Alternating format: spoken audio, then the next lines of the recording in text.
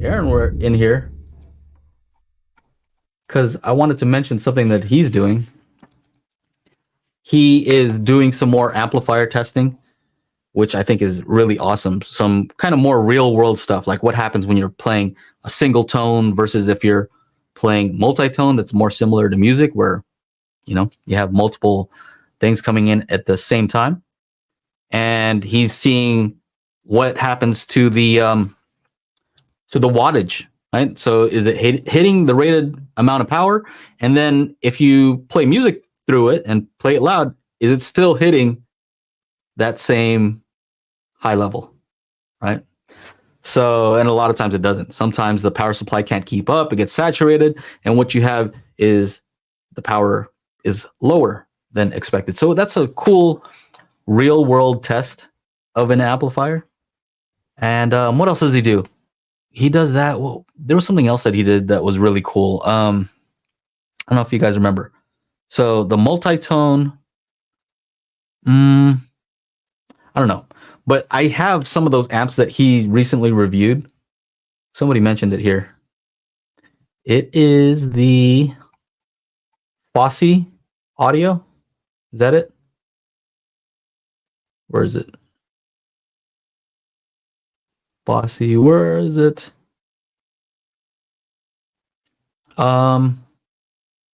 Anyway, it's a new Fosse Audio with a little orange knob. A lot of people are reviewing them, and getting all these good reviews. And of course, Erin measured it, and there were some issues, I would say. There he is. Oh no, he's upside down. Oh, okay. What's up, man? Be upside down. What's up? Did you hear what I was talking about right now? No. What are you talking? Are you pushing magic beans, man? Are you shilling? Oh, I'm done. I'm done with that. That's for my channel. I was actually pimping out. I was actually about to pimp out your Patreon. Oh, do it, man. Yeah, I'll I was saying. Pretend like I didn't know. Yeah, no, I was talking about your Fosse. What was the name of that thing? Fosse ZA3. ZA3. That's it. Yeah. So they sent me 2 of those things, and I didn't know what to say. I'm like, I actually didn't really ask for them. I told them, you sent me another amp. I haven't even had time to review that, so I don't know that you want to send me any more stuff because I haven't even reviewed that other amp. And then it just arrived. So 2. Anyway, Angela says she loves your shirt. Oh yeah. What's up? Sync, baby. Yeah. But it was cool. Like you did some stuff that I was talking about, like the multi-tone test, but there were some other things that I thought were like cool. I can't remember what it was specifically about the measurements, but I was like, man, that's different. Like I haven't seen other people do that specific test. Can you recall? I can't recall all of them. So for the video, maybe the reactive load testing. Reactive load testing. Yeah. Dude. I'm surprised. Like Stereophile does that. I'm really surprised that Amir doesn't do that. I know I've seen him talk about why he doesn't do it. I think it's a dumb excuse, in my opinion. I think it should be done. So, but yeah, I had a guy that, I can't say who he worked for, but I had an engineer actually build them for me, and he was from England. And it was like $3,000 something in parts, and then I paid him for his time. So all in all, I think I had like $5,300 wrapped up in those things. But there's 4 total circuits, 2 duplicates, so it's like a stereo pair, and each one is like a complex load, and the other one is a simple load. And the simple load is pretty much a copy of the Stereophile load because I kind of wanted to be consistent with what they were doing. But then I wanted to go a step beyond that and make a load that would be a little bit more complex. So it has a lower resistance, like a lower impedance overall. And but the idea is that they emulate like a real speaker. And so what does that mean by reactive though? To me, that means that it's changing or something. Like, is that? Yeah. Like if you ever do an impedance sweep of a speaker, it's not going to be like a static 4 ohm load or a static 8 ohm load. It's going to vary based on like the crossover network and the speaker itself. And so the idea there is to try to emulate a speaker load as best you can, right? Like there are certain effects from the speakers that you can never fully emulate like the non-linearities of a speaker's motor and things like that.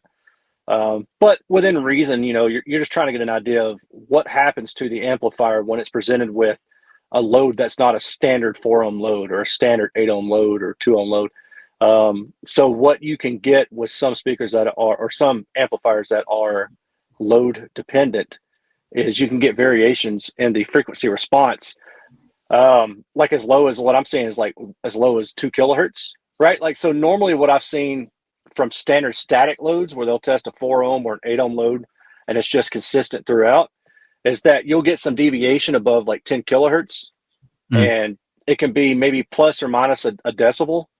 Whether or not you're going to hear that, I'll leave up to other people to decide if they think they can hear that. But what I get when I test reactive loads is deviation lower in frequency. And so with that Fozzy amp and with the Weem amp, they're same Texas Instrument chip. So the result from the frequency response testing that I did on each of those was the same. And that was a pretty significant, in terms of amplifiers, a pretty significant deviation in response from like 2 kilohertz to 20 kilohertz, but it would kind of like move, like it would peak up around maybe 3 kilohertz and come back down and then peak up around 7 kilohertz and be kind of broader. I think those are more likely to be audible, especially like with this ZA3 amplifier that I just tested. Again, same thing as the Weem results. With the complex load, a speaker that has like a two-way design speaker, it started at like 3K, peaked at about maybe a decibel, around 7K or so, and then kind of started falling back off. And you got to think like 3 to 12 kilohertz of about plus 1 dB. I think you could hear that, like when you're EQ and stuff, you can probably hear that.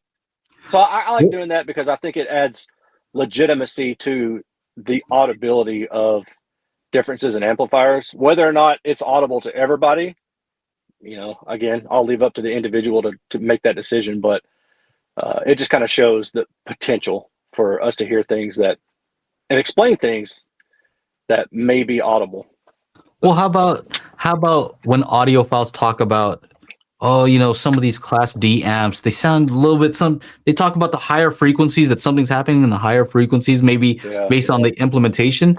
And on this last test, there were some things happening in the higher frequencies where that might be audible. And it's like, maybe these guys aren't that crazy. Yeah, for sure. Maybe they were hearing a little something. So that's why I like these things. Because truthfully, I don't think that they're crazy. Right? That's the thing. When I hear, audiophile type of guys, I'm stereotyping here, but that's actually a good magazine name, Stereotype. Anyway, I like that. For stereo stuff only. Yeah. So I don't think they're crazy. It's just that it's tough when they don't have anything to back up what they're saying, because when they're, some of them are not always truthful, and some guys are, right? Some guys are really working hard to try to listen to something and try to give a good analysis based on what they hear. So it's just tough. But now when you see, and it correlates. Okay, maybe what they heard was this. There it is. That makes it easy. Yeah, I agree. I mean, I'm like you. When I hear people say stuff, I'm pretty cynical. I'm like, okay, well, I need you to prove that, because especially like about the op amp switching. Like these guys were saying, you're supposed to put the Sparco op amps in because Cheap Audio Man said it did, this thing to the soundstage or whatever. And I'm like, that's cool. Like, I'm sure that people think they hear what they hear, but whether or not they actually hear it is what I doubt. Right. And until you can prove it somehow, then I'm just going to be skeptical. It doesn't mean that I think you're lying. It just means that I'm going to be skeptical of whether or not it's actually audible, because if anybody has been doing this for any decent amount of time, especially like when it comes to DIY, then that you've plugged the wrong setting into your DSP once or twice and thought it made a change, and then you realize that you didn't. You're like, that's good, man. I did it. It wasn't on. What the heck? Dude, one of the best stories I have, I got two really good ones, but I'll tell you one of the best ones. I'll leave my personal one out of this. Actually, this was my personal one. So I was helping a friend tune his car before a big get-together in North Carolina. and we were up till like 10 o'clock that night in the driveway. And when you're tuning in the car stereo world, you know, you tune by side. So you'll shut down like all the speakers on the left side and try to focus on getting those together, and do the same thing for the right side and get all the other side together. And then you do time alignment between left to right and do all this stuff. So you're like constantly muting channels. And I muted his right, I think it was his right mid bass, so I could do some time alignment stuff. And I just forgot to unmute it. And he went all day the next day giving tunes, and people were like, "Oh man, it sounds great." And then I think it was when he was about ready to leave, he was going to go back to a different tune, and he realized that my tune that I left it on was muted on his right mid bass.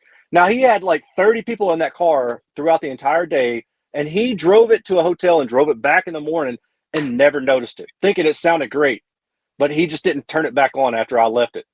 You know, so like that's a perfect example of the things that we do that can trick our brain. So that is why I don't believe people when they say they heard X, Y, or Z, unless they can say that they at least tried to vet that out with some ABX testing or something like that. I just keep my mouth shut when I hear stuff. And like, I think that the folks who take offense to that, I'm not sure if I understand exactly why, because, you know, if it's just a subjective thing, we've just said we can make mistakes. Like I've done a tune, thought it sounded good, and I'm like, oh, it wasn't even engaged. Right. So I was tricked, right? That's me. And I'm pretty good at this stuff. This is what I do all day. Right. So when somebody else says it, it's not that I think that they specifically are not good at this. It's just that we're all susceptible to this. Yeah, exactly. It's not a personal thing against anybody else. It's a personal thing against me and my own experience, knowing that I've heard things that weren't real. And so, and I try to make the point too, that if it's just me and you talking privately, then I'll tell you all sorts of stuff, right? But as soon as I turn on my camera and I start making videos for the general public, it's different. You know, I'm more careful about what I say because I don't want to mislead anybody, or I don't want to talk about things that I don't have real confidence in. And that's really where I just kind of draw the line for reviews. Well, this is something for people to think about also, is you talked about being skeptical. And skepticism, I think, is healthy. You know, why just trust? Where does that come from? Like, let's just trust. I'm going to trust everything this guy says. I often say, don't even trust everything I say, because a lot of times I'm wrong about something, not intentionally, but just because I may have made a mistake. Yeah. I mean, those types of things happen. And then I'll try and fix it, or say, you know, I'll try to redo something in a video or make an update, and I'll say, hey, I made a mistake. But that's what I'm saying. Don't always be skeptical. I think it's a healthy thing. And I think that's what science, right? Science is about skepticism and not being sure about something and doing more tests to find out if what you think was true is actually true, and trying to remove some of the skepticism. But it's always there. It should always be there. Yeah, it should always be there. You know, especially when you're looking, like I said, when you're looking at somebody who is a reviewer who has amassed a big following, you know, like, or even a respectable size following. Like, you know, I don't even have 50,000, but I'm very cautious to be, as to what I put out there. And so when these guys are saying that I swapped this thing, or I did this thing and that thing, and I'm like, cool, I believe you think you heard what you heard, but is that real? Right? Because our brains can easily play tricks on us. Like the Ghetto Boys say, man. Wasn't that the Ghetto Boys? My mind is playing tricks on me. My mind is playing tricks on me. Yeah. So or you don't want to be punching on the concrete. You know what I mean? Yeah. Don't be punching on the concrete. Exactly. And you know, the measurements that you do oftentimes will verify what they heard. So I don't know why they shouldn't be against it, because you may find, oh, actually these op amps, this is exactly what it does, and that makes sense that somebody would hear this. Well, that's what I want to know. I want to know. Right. I want to know how things work. You know, I just don't. I don't want just magic. I want to know how the magic. I'm interested in how it works, right? How the beans work. It's funny we call it magic beans, right? Because we call it magic beans, but here I am on videos. I'm just explaining how everything works. Like, this is how it works. This is what we're doing. You know, I agree, man. I think. I always view measurements and stuff like that in service to the subjective. I don't ever put the measurements first, and I never have. The whole reason I started this down the technical path of the hobby is because I wanted to understand, like, well, why am I hearing this thing? You know, like there's got to be an explanation for it, and I'm happy to accept that there's not an explanation as long as it's proven that there is an audible difference. Like if somebody says, I had people commenting on the video saying that, you know, I swapped these op amps out and I heard a difference, and I'm like, again, I'm skeptical. I'm probably not going to believe you without some proof. If you can prove it, you know, if you say I did this double blind testing and I consistently knew there was a difference and I could tell them apart, then that's great. And then to me, the next step would be, okay, well, why do we think that is? And can we prove it? And if we can't, okay, that's fine. But I think the hard work is just proving that you did actually hear something different, and identifying what that was would be the next step.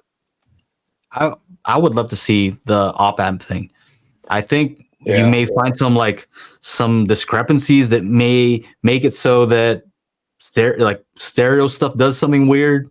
Yeah, you know, it could be that. Maybe some weird little like small things that are in there.